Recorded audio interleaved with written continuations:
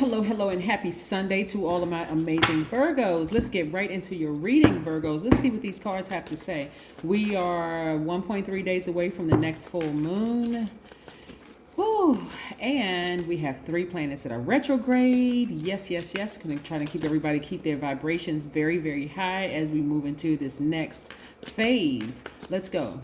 Let's see what these cards have to say. Virgo. Let's see. All right. Somebody has a guardian angel watching over them, just really keeping your vibrations high. You know, trying to keep you laughing, trying to keep you seeing all the good things that's happening around you, helping you through this transition, okay? So let me show you what I'm looking at here in the cards. We have the 9 of Pentacles. We have the 7 of Swords. We have the 3 of Swords. We have the 3 of Pentacles. We have the Temperance card, which is attached to Sagittarius. Somebody may have Sagittarius in their chart. We also have the King of Wands. Yes. All right. So I see a lot of you all doing a lot more. You know, this is more introspection, more of like just tapping into your divine masculine side of yourselves. I see you meditating even more, you know, just remembering how powerful you are, your identity, like who you are, right? Just getting that fire up under you. And I see your business is doing well. You all are starting to just sit down, just visualize how you want your businesses to look, what kind of money you want to come your way. You are just starting to focusing on your entrepreneurial spirit because you all are leaders by default. So again, this is what you're starting to focus on, getting that fire back in you again, just like hitting that reset button. Like I said, you've been thinking about a lot about what the full moon does, just so we're clear. What the full moon does is illuminates those areas in us that we've been trying to suppress. It's aligned with our feelings, subconscious habits, our moods, and our emotions, right? Any area in our lives where we've been trying to suppress it, or any area of our lives where we feel like we've accomplished certain things. And the fact that this wolf moon is really about introspection and about moving forward, like really moving forward. What are you going to just like really leave behind? Like, what is it in you that's saying, okay, I really need to have this rebirth. I really need to leave some things behind. And some of those things may be heartbreaking for some of you all. I mean, heartbreaking in a sense that in the past, it would have cracked your heart into 3. Like we have the 3. But this number 3 also represents, what are you taking from your past about yourself and moving forward? What did you learn about yourself in those heartbreaking moments, right? Because this is somebody that's close to you that broke your heart, right? But it also kind of sort of brought up some memories of some things from your childhood. Maybe you're feeling rejected, or people being committed to misunderstanding you, or whatever it is, Virgo. But nevertheless, like I said, you have a guardian angel that's saying just stay focused, because what I'm bringing your way is financial independence. So you have to decide what financial independence looks like for you. Don't just say, yes, I want to be financially independent, because financial independence could just simply mean you don't have any debt, but you also don't have any money in your account either.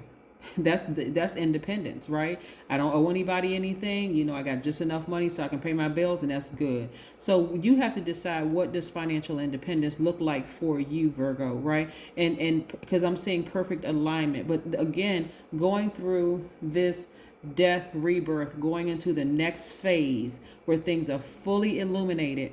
For some people, it's like I said, it brings back into focus the things that broke your heart. You know, relationships with family members that could have been really heartbreaking for you. So this is really about you staying focused. And I'm talking about laser focus, keeping that fire, that flame up under you. Some of you all may have Sagittarius in your chart, but again, I see you ascending to your highest self. And for this, leaving people behind at a higher frequency, you're starting to see exactly who you need to leave behind. So some of your visions may be very clear. Like I said, you know, visually you can see. It's like, let me see. Visually, just kind of sort of walk with me through this, Virgo. Some of you all are looking at, okay, if I want this, I'm going to have to let go of this. And the thing that you have to let go may be something that you never, ever thought that you had to let go. Like, being addicted to something, a person, place, or thing. You could be addicted to a person, place, or thing, because again, or that's the devil energy, or doubting that I'm not really sure if I leave this thing behind that keeps popping up in my spirit, if I'm actually really going to have this.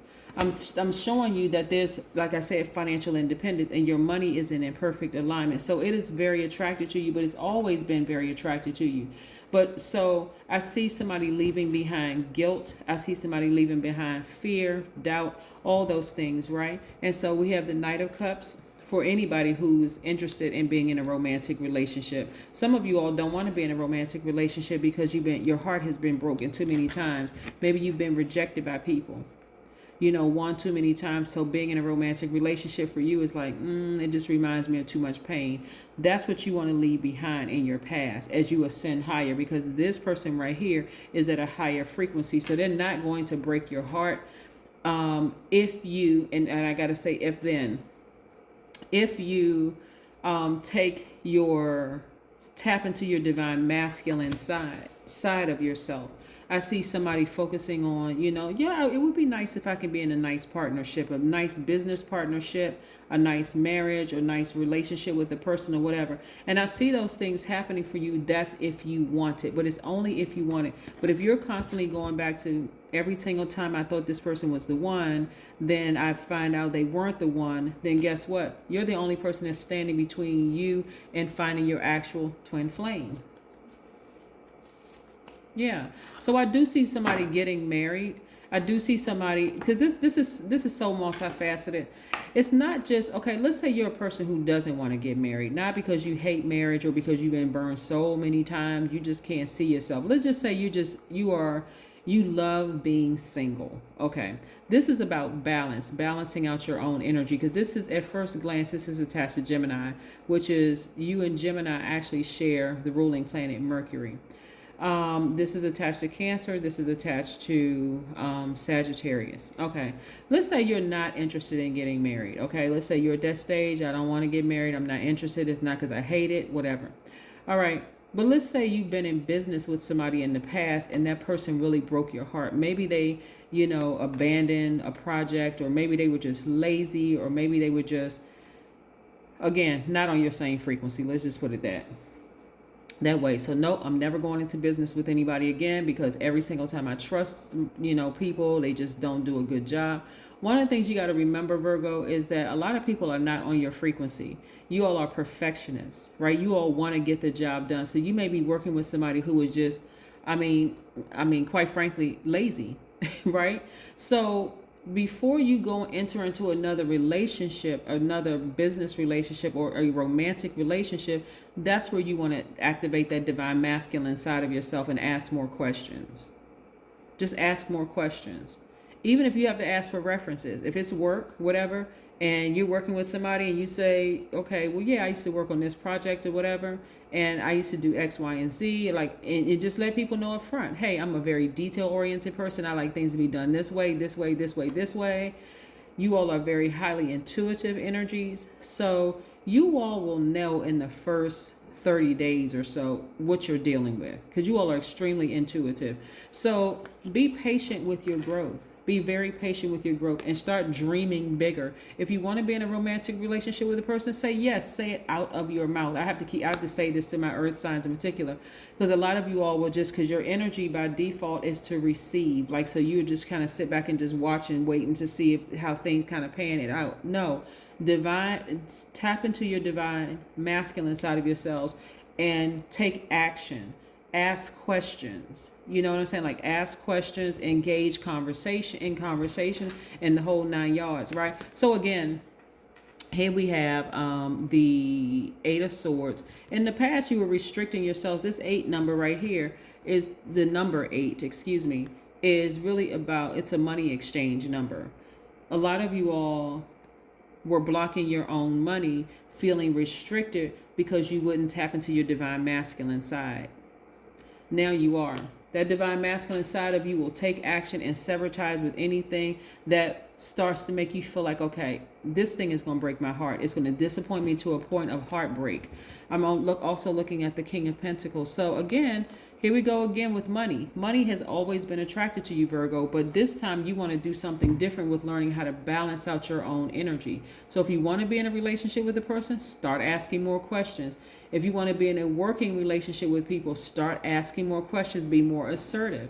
Yes. But again, I see you as you balance out your energies, you're also looking back at what relationship, like who do I need to sever ties with that has broken my heart, that reminded me of some childhood pain.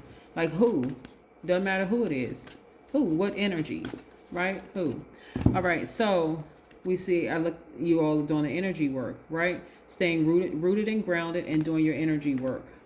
Getting your chakras in alignment from the base of your spine, your root chakra, all the way up to your crown chakra. I see you getting things in complete and total alignment in every area of your life. Nothing is set in stone yet. So this is mutable. We're talking about mutable. Again, you may look at things with your natural eyes because Mercury is retrograde, which is your ruling planet, yours and Gemini's. Mercury is retrograde. You may feel like the messages coming through are garbled, but I want you all to really pay attention to the messages that are coming through, Virgo. What is the moon shining on your spirit? Like, what is it in your spirit that you've been trying to suppress that you need to either put in a different category or completely sever ties with altogether so that you can make room for all the things that you've been asking for? But like I said, it doesn't have to be a difficult rebirth. You just have to be, like I said, open to just being mutable, adjusting, adapting to situations. It's happening. So some of you all are looking at who is involved. Like some of y'all are looking at the players involved instead of just looking at, okay, this is actually what's best for me. This is what's best for me. Me. If you have adult kids, I got to do what's best for me. If I have parents and I'm an adult, I'm doing what's best for me. This job doesn't seem like I'm doing what's best for me. See? That's how it works. Anyway, that's what I have for you. I'll see you in a couple of days, Virgos. Bye.